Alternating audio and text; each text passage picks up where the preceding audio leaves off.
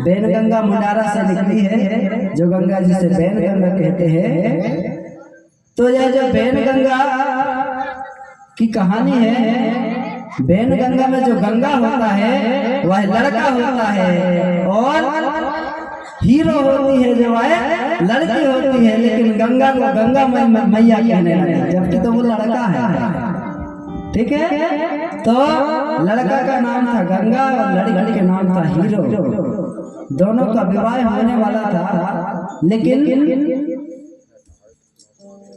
उस राज्य में, उनके राज्य में पानी नहीं गिरता था, पानी बरसात नहीं होते थे, जिस कारण प्यास के मारे पशु पक्षी सब मरने लगे थे। और इसलिए भूरा जो भूमका था, महारो भूमका, उसने कुआं खुदवाया था और उस कुआं में एक लोटा रखा गया था, उसमें पन्ने रानी को रखा गया था और गंगा को कहा गया था कि आप जाओ वो लोटा लेके आना, मैं खेत में भूल करके आ गया हूँ। जैसे ही वो लोटा को निकालता है गंगा, वहां से पन्ने रानी जल की धारा प्रवाहित हो जाती है भाई, वहां से वैनगंगा हो जाता है। अब हीरो को पता चला कि गंगा अभी तक लौट कर नहीं आया है, तो वही हीरो ढूंढते जब से वह जाती है, सोचती है कि इस कुआं में तो पानी नहीं था, जरूर मेरा गंगा यहाँ पर लोटा लेने आया होगा। और जैसे ही वह लोटा को निकालने की कोशिश किया होगा, वहां से जल की धारा प्रवाहित थी। हीरो कहने लगी, अगर गंगा मैंने दिल से तुमको पति माना है, अगर सच का मेरा पति होगा तो उंगली दिखा देगा।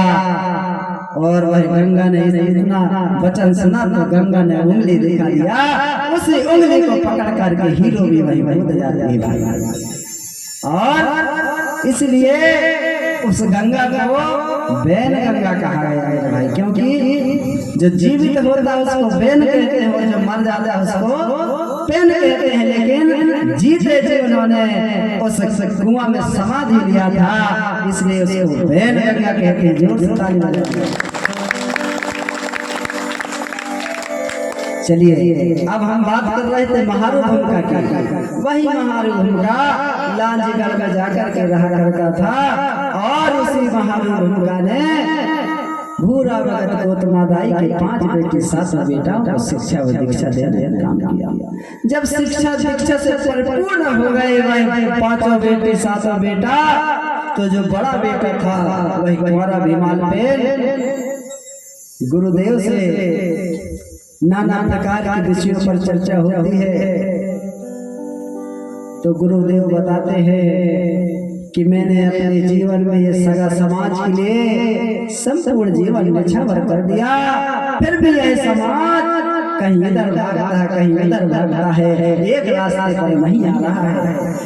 ऐसी बातों को सुन करके भीमाल पेन सोचता है कि गुरुदेव, जिस तरह आपने अपने जीवन में कष्ट सहा है, दुख भूखा है, मैं भी आजीवन कुंवारा रह करके सगा समाज की सेवा करूंगा मेरे भाई। ऐसा कुंवारा भीमाल ने प्रण लिया कि जब तक मेरा जीवन है कुंवारा रह करके, आजीवन कुंवारा रह करके सगा समाज की सेवा करूंगा, गांव गांव में जाऊंगा, हमारे लोगों को बिठा करके उनको समझाऊंगा। इतना बड़ा प्रण कुंवारा भीमाल ने समय लिया।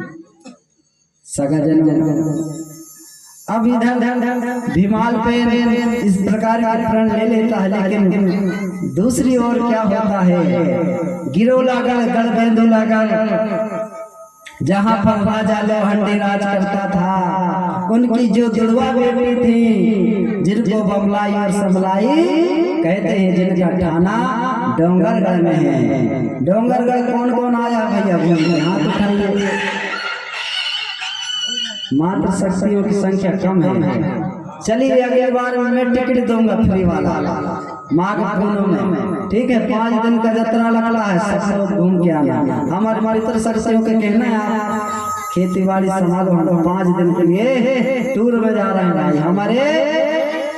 अरे बड़े बड़े तीर्थ धाम घूमते हैं, कम से कम हमारा कछारगढ़ तीर्थ ऐसा तीर्थ धाम है जहाँ पर कली कली करी जाए के 33 कोटि बच्चों को हमारे धर्म गुरु ने शिक्षा और दीक्षा दिया था मेरे भाई। इसलिए ऐसे धर्म भूमि दीक्षा भूमि में आपको एक बार जरूर जाना चाहिए।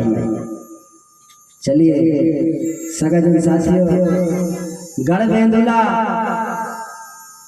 राजगढ़वाना जहाँ पर राजा लोहंडी राज किया करते थे, उसकी दो जो लड़की थी जिनको बमलाई और सुमलाई कहा गया। अब वह शादी योग्य हो जाते हैं, विवाह योग्य हो जाते हैं। राजा सोचता है कि बताओ प्रकृति शक्ति ने मुझे दो बेटी ही बेटी दी है, बोले अगर एक भी बेटा होता तो मेरा राज का चला। इतना बड़ा मेरा राजपाट, सब कुछ मेरे राज में, इतना धन है लेकिन धन को खाने वाला कोई नहीं।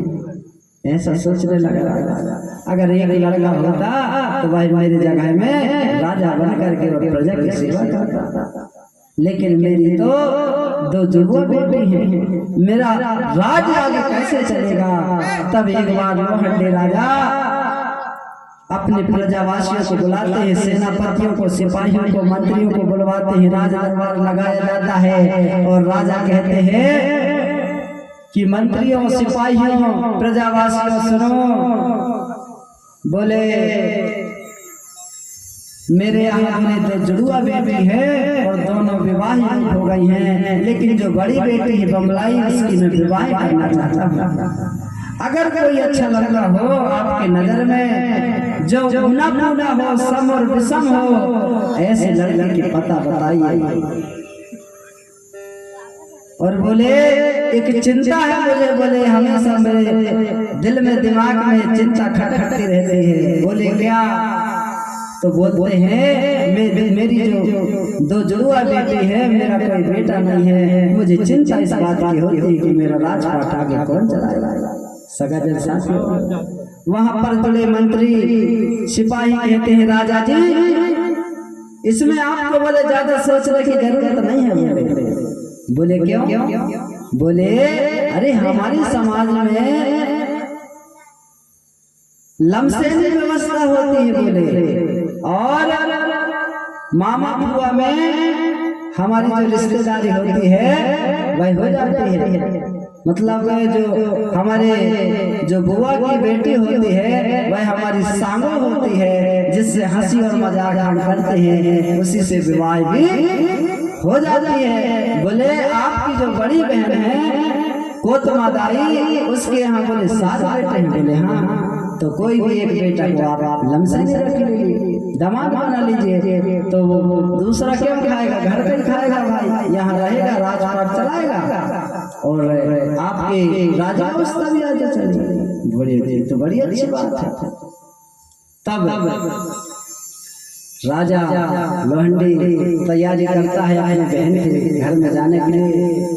बढ़िया दूसरे दिन सुबह अपने घोड़े को निकालते हैं और उसमें सवार होकर के और सुबह समय में लांझीगढ़ पहुंचते हैं। उसी समय में कोतमा दाई आंगन झाड़ रही थी। सगाजन साथियों, दूर से देखा कि कोई मानवाल घोड़ा में बैठ करके आ रहा है। कोतमा दाई दूर से देख के पहचान लेती है कि अरे तो मेरा भाई लोहंडी राजा है। बोले झट से अंदर जाती है और पानी लाती है और अपने भैया को सबसे पहले पैर धोने के लिए पानी देती है। जोर से ताली बजा दीजिए। पानी देती है और इसके बाद में घर के अंदर महल के अंदर बिठाया जाता है और बढ़िया बढ़िया मान सम्मान किया जाता है। और कहती है रानी कि भैया बड़े दिन बाद आए हो, कहो क्या बात है, मुझे लगता है जरूर कुछ ना कुछ बात होगी। तो राजा कहने लगा हाँ बहना, मुझे बोले प्रकृति शक्ति बड़ा देव की कृपा से दो जुड़वा बेटी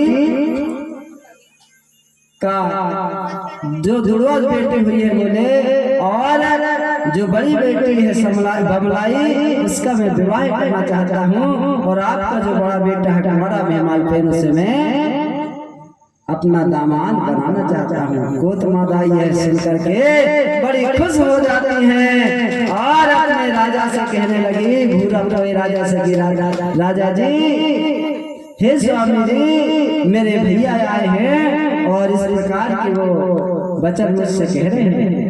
तब भूरा कोई भी खुश हो जाते हैं, बोले ऐसी बात है तो ठीक है, बोले मैं भी तैयार हूँ, लेकिन बोले अपने गांव के, अपने टोला पड़ोस के जो पंच हैं, सगा सियान हैं, उनसे भी एक बार पूछ लेना चाहिए। तब गांव के सगा सियानों को बुलाया जाता है और उनको बताया जाता है कि हमारा जो बड़ा बेटा है और वह उनके मामा उन्हें अपने लमसेनी बनाना चाहते हैं, दामाद बनाना चाहते हैं। तो सभी नगरवासी उनके बात से सहमत हो जाते हैं।